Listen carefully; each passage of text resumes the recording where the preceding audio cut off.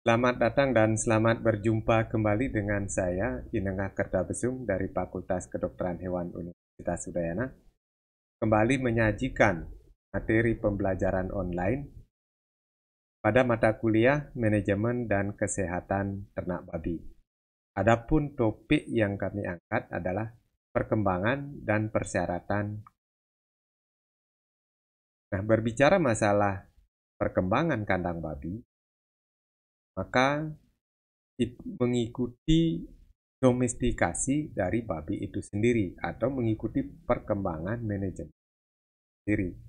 Awalnya babi yang bebas liar di alam, kemudian didomestikasi, dipelihara secara lebih intensif dengan menggunakan secara sederhana itu dengan tali. Babinya diikat, kemudian ditempatkan di bawah pohon, ataukah mungkin dibuatkan tempat berteduh yang sangat sederhana. Ada juga mengupayakan ternak babinya dengan membuatkan kandang dari bahan-bahan yang ada di lingkungannya. Nah, seperti pada contoh berikut ini. Nah, tentu dengan bahan-bahan seperti ini, kemudian tempat seperti ini, tentu kebersihannya kurang terjaga. Kemudian kadang-kadang juga kena panas, sehingga akan mengganggu pertumbuhannya. Namun dengan perkembangan teknologi dan mengupayakan ternak babi itu sebagai suatu, maka lambat laun sudah diupayakan kandang yang lebih bagus dengan menggunakan kandang yang terbuat dari beton ataukah bata yang disemen, atau juga mengupayakan kandang yang lebih modern menggunakan besi yang berjejer antara satu kandang dengan kandang yang lain atau disahkan dengan kandang baterai. Nah, tentu ini sudah menggunakan manajemen yang lebih baik. Dan yang terakhir ada mengupayakan ternak babi itu pada tempat yang sangat bagus, semuanya serba dikontrol dengan sistem tertutup atau closed house. Nah, pola-pola tadi itu tentu berbeda dari masing-masing peternak. Misalnya peternak yang memelihara 1-20 ekor indukan dengan jumlah populasi termasuk dengan anakan indukan antara 1-250 ekor itu diklasifikasikan atau berskala usaha rumah. Kemudian jika jumlahnya lebih banyak, jumlah indukan 20-50 dengan jumlah populasi 250-400, masih diklasifikasikan sebagai usaha kecil. Usaha menengah jika jumlah indukan berkisar antara 50-200 ekor. Dengan jumlah populasi keseluruhan sekitar antara 450-2200. Nah, peternakan ya dengan skala yang usaha yang besar, tentu jumlahnya lebih banyak, yaitu antara 200-1200 dengan jumlah populasi antara 2200 sampai dengan 10.000. Nah, jika usahanya itu melebihi dari jumlah 1250 ataukah total populasinya 10.000, itu sudah dikategorikan sebagai usaha. Dan yang ini pengupayaan sudah dikelola secara profesional. Beda dengan rumah tangga. Jadi usaha rumah tangga masih memanfaatkan kandang secara sederhana, pakannya pun juga sangat di Bali dengan tatakan banyu atau memanfaatkan sisa ataukah limbah dari bur. Nah, kalau kita mau mendirikan peternakan babi, tentu yang pertama kita harus pertimbangkan adalah lokasi kandang. Di mana kita mau menempatkan kandang. Nah, kandang babi selayaknya itu jauh dari pemukiman atau sekitar 500 meter dari pemukiman terdekat. Ini sudah ada aturannya dari Permentan bahwa jarak minimal 500 meter. Karena peternakan babi itu menimbulkan pencemaran lingkungan khususnya dalam hal bau dan suara. Kemudian juga kita harus mempertimbangkan kandang itu pada lahan yang cukup. Tidak saja untuk sekarang ini pada awal memulai cukup, tapi bagaimana dengan mengembangkan ke depan jika peternakannya itu sudah berjalan bagus, tentu juga peternakannya akan berkembang, jumlahnya juga akan berkembang. Nah, itu juga harus dipikirkan lahannya. Nah, kalau kita mencari lahan baru, tentu nanti biaya yang dibutuhkan lebih besar. Dengan demikian di awal harus juga mempertimbangkan lahan kedepannya juga harus dipertimbangkan mencukupi. Dan lokasi kandang babi juga harus berdekatan dengan sumber air. Baik itu berasal dari sungai, maupun dari sumur, maupun dari perusahaan air minum. Harus ada air karena babi memerlukan air yang sangat banyak. Kemudian tempatnya juga terbuka, ventilasinya bagus, sinar matahari masuk dengan baik. Hal ini akan membuat kenyamanan dari ternak babi yang otomatis akan pertumbuhannya tidak akan terganggu.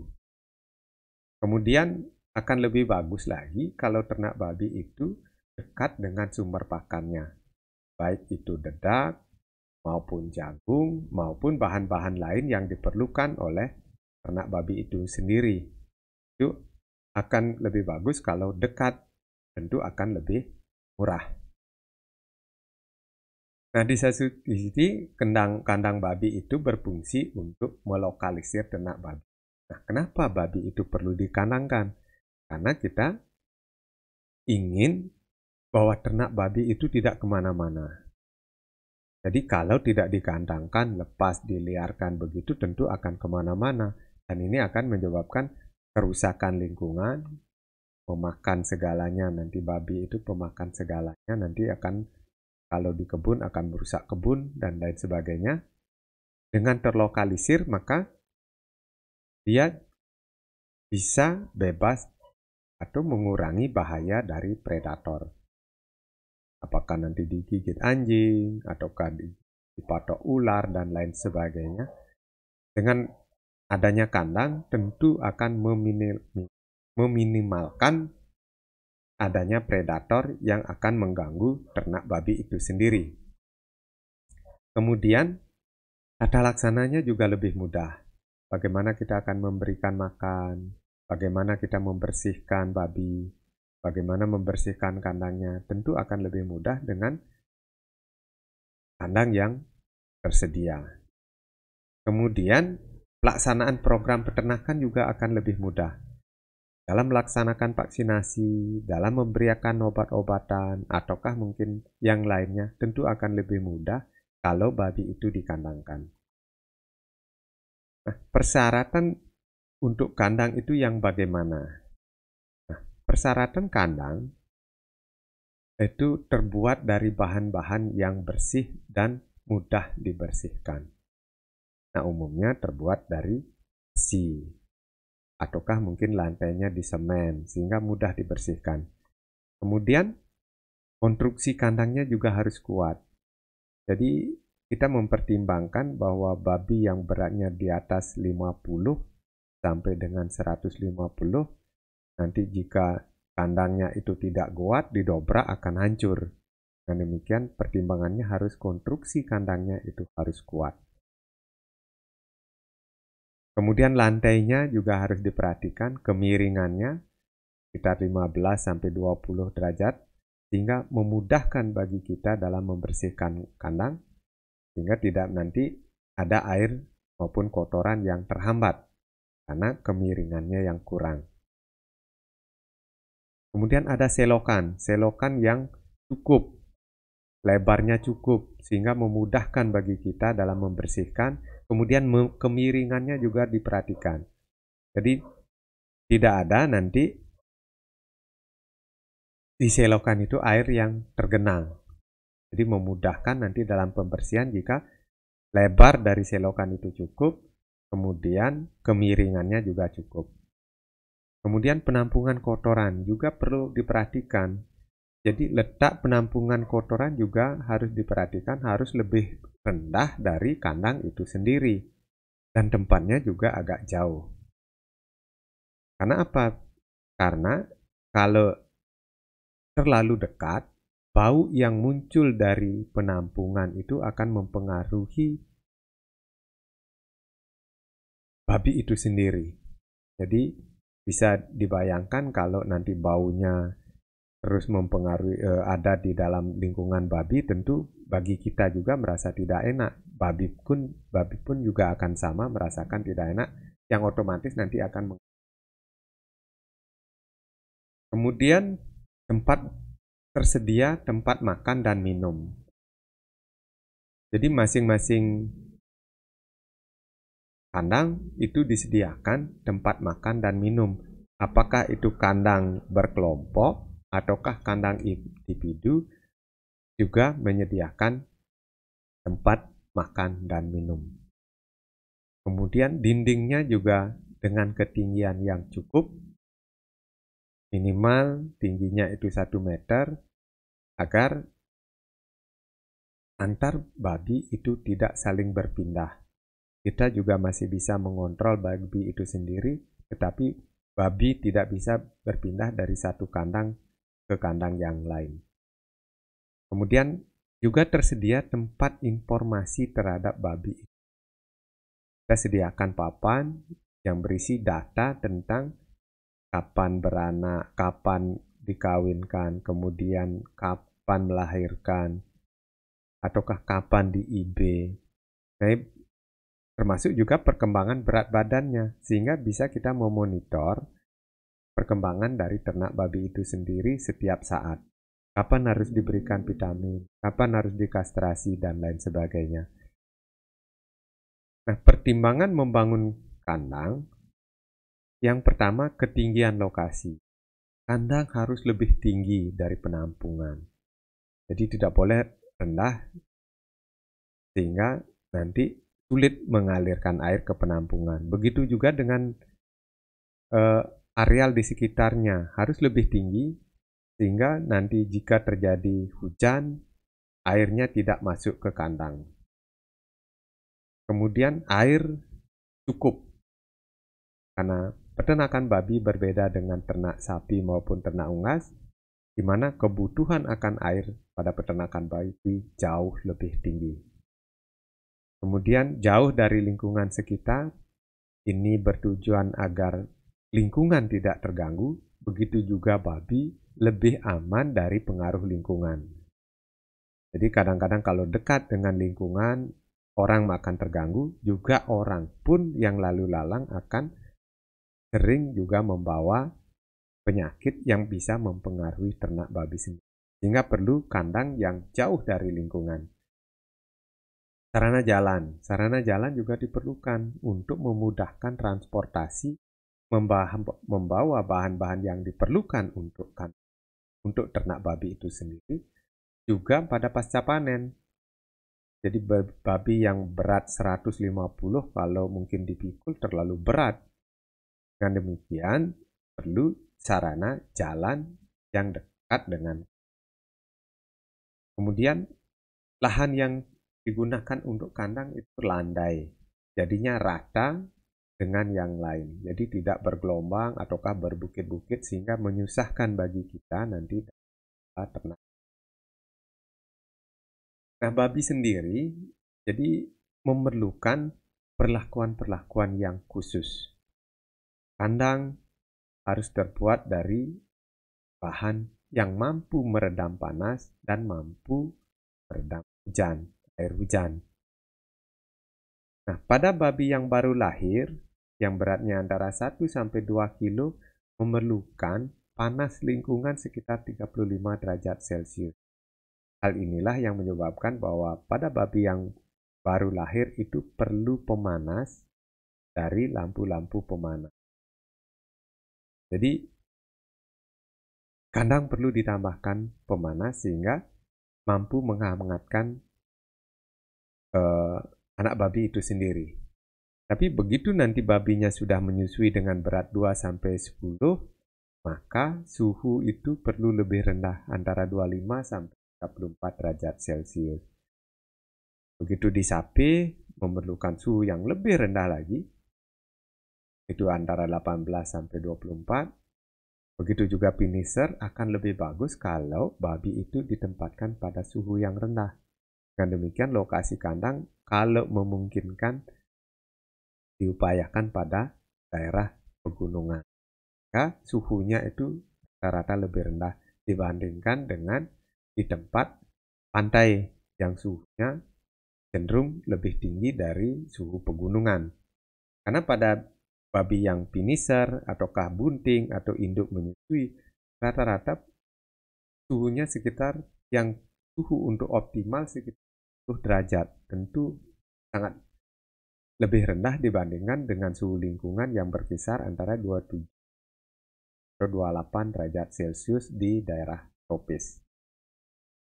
Nah, kandang sendiri terbuat dari atap yang kuat terhadap panas dan air.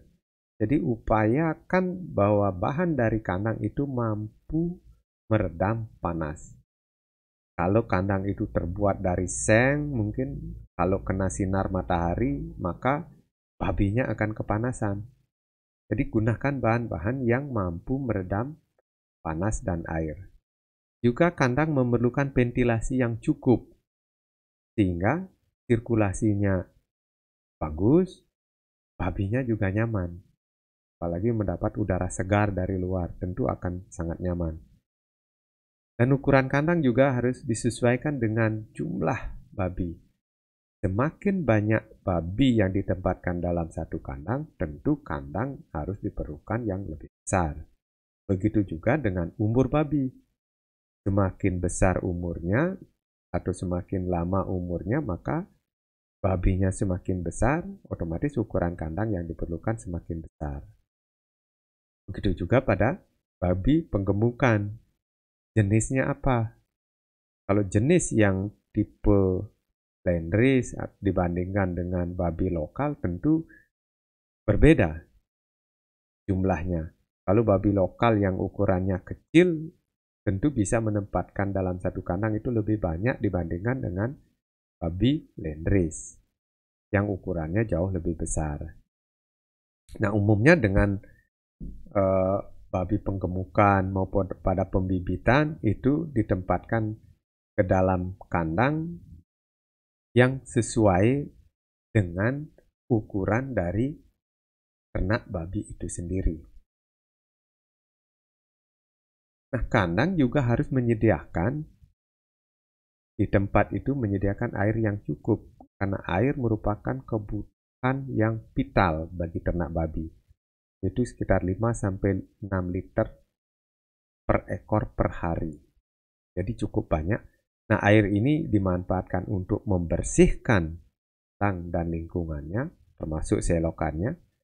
Juga dipakai untuk membersihkan babi sendiri atau memandikan bayi. Karena sebelum diberikan makan, maka babi perlu dibersihkan. Juga untuk membuang kotoran, jadi mengalirkan dari kandang babi ke pembuangan itu disemprot dengan air, sehingga airnya mudah mengalir ke tempat penampungan kotoran. Dalam beberapa hal, air ini juga dipakai untuk mengatur suhu. Jadi suhu lingkungan, jika panas terik, tentu babi itu akan merasa kepanasan. Maka dibuatkanlah mungkin hujan buatan. Jadi atapnya disemprot dengan air sehingga seolah-olah terjadi hujan dan lingkungannya juga nanti lebih adem atau lebih dingin. Nah, kandang babi itu ada kandang individu dan kandang kelompok.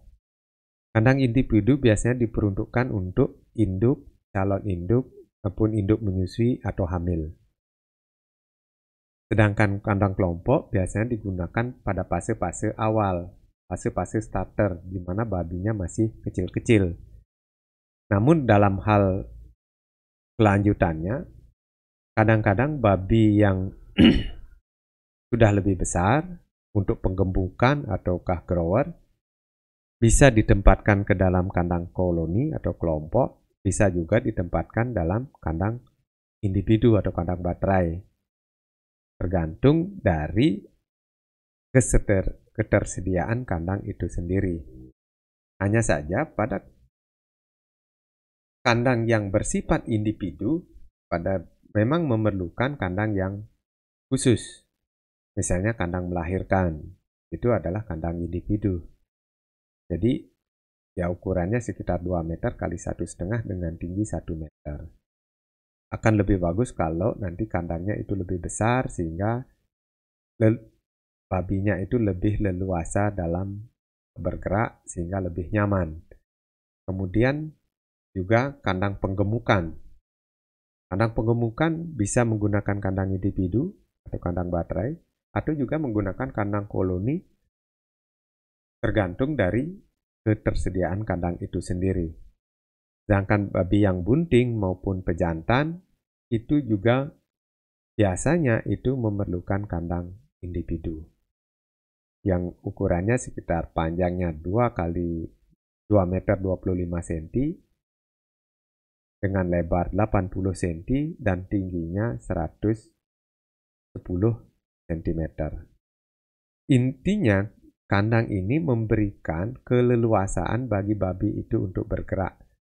Tidak sampai nanti kandang ini karena terlalu kecil melukai dari babi itu sendiri. Jadi usahakan lebih besar sehingga babi itu lebih nyaman dalam hal bergerak. Nah, pada peternakan yang sudah sangat serius menekuni juga perlu menekuni ternak babi ini juga perlu kandang isolasi. Nah, kandang isolasi ini dimanfaatkan untuk menampung babi yang baru masuk ke peternakan. Misalnya baru beli ternak babi. Kita tempatkan di tempat isolasi atau karantina sekitar seminggu. Kalau sehat, baru bisa digabungkan dengan ternak lainnya. Kandang isolasi juga diperlukan jika beberapa babi itu nanti mengalami gangguan kesehatan, bisa kita pisahkan dengan babi yang sehat. Nah, inilah yang perlu kandang isolasi. Dengan demikian, kandang penggemukan itu tergantung dari ketersediaan kandang. Nah, kalau kita menggunakan kandang baterai atau kandang individu, itu sesuaikan dengan ukuran babinya, yaitu umumnya berkisar antara 225 cm dengan lebar 80 cm dan tinggi 110 cm. Itu sudah cukup. Nah, dengan demikian, dengan adanya kandang penggemukan atau kandang individu, maka peternak akan memudahkan mengatur babinya. Kemudian peternak juga memudahkan dalam pemberian pakan, juga memudahkan dalam mengontrol segala kebutuhan terhadap babi itu sendiri. Itu akan segera dimudahkan, misalnya pemberian vitamin, kemudian pemberian vaksinasi, dan kemudian pemberian pakan.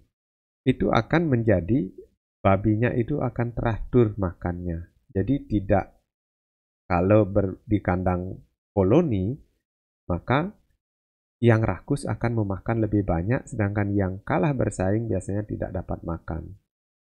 Kemudian kita juga tidak bisa mengontrol mana babi yang perkembangannya kurang bagus, atau mana yang perkembangannya trennya naik sangat bagus. Itu kalau kandang kelompok tidak bisa kita memonitor secara baik. Memang diperlukan biaya yang lebih dalam pembuatan kandang individu, tapi manfaatnya juga lebih banyak. Lahan juga diperlukan dalam jumlah yang lebih besar kalau menggunakan kandang baterai dibandingkan dengan kandang individu. Karena dalam satu individu misalnya 5 kali 6 meter mampu menampung 6 sampai 10 ekor. Jadi cukup efisien, tergantung dari ukuran babi itu sendiri. Semakin besar maka semakin sedikit bisa menampung. Jadi dengan kandang individu biaya yang diperlukan lebih banyak, tetapi keuntungannya kita bisa mengatur tentang segala sesuatu dari kebutuhan babi itu secara individu. Nah, beberapa contoh kandang babi, ini adalah kandang babi yang tipe individu, tapi masih terbuka, udara luar masuk, sinar juga masuk, jadi usahakan kandang itu kena sinar matahari. Tetapi tidak boleh atap itu terbuka tanpa atap. Jadi babi tidak kuat terhadap panas matahari langsung. Kemudian ini kandang koloni atau kandang kelompok yang sudah bagus dengan selokan yang bagus. Kemudian ukuran kandangnya juga bagus dan mudah dibersihkan. Bisa menampung antara 6 sampai 10 per kelompok atau per kandang. Kemudian perkembangan selanjutnya ini sudah lebih modern, sangat modern, di mana dengan menggunakan sistem tertutup kandang baterai ini. Jadi semuanya diatur, termasuk suhunya pun kita atur. Kalau nanti terlalu panas, ada kipas otomatis masuk. Kipasnya hidup, kemudian ada exhaust fan yang mengeluarkan sehingga babi itu akan nyaman. Itu juga tentang suhu juga bisa diatur sesuai dengan kebutuhan dari babi itu sendiri. Begitu juga dengan makan dan minumnya secara individu sudah disediakan sehingga memudahkan nanti dalam pemberian makan dan minum. Itu yang dapat saya sampaikan berkaitan dengan kandang babi. Semoga apa yang saya sampaikan bisa bermanfaat terhadap perkuliahan manajemen dan kesehatan babi. Dan kami ucapkan terima kasih dan mohon saran-sarannya jika ada yang perlu diperbaiki, itu sangat diharapkan saran-sarannya. Dan selamat belajar.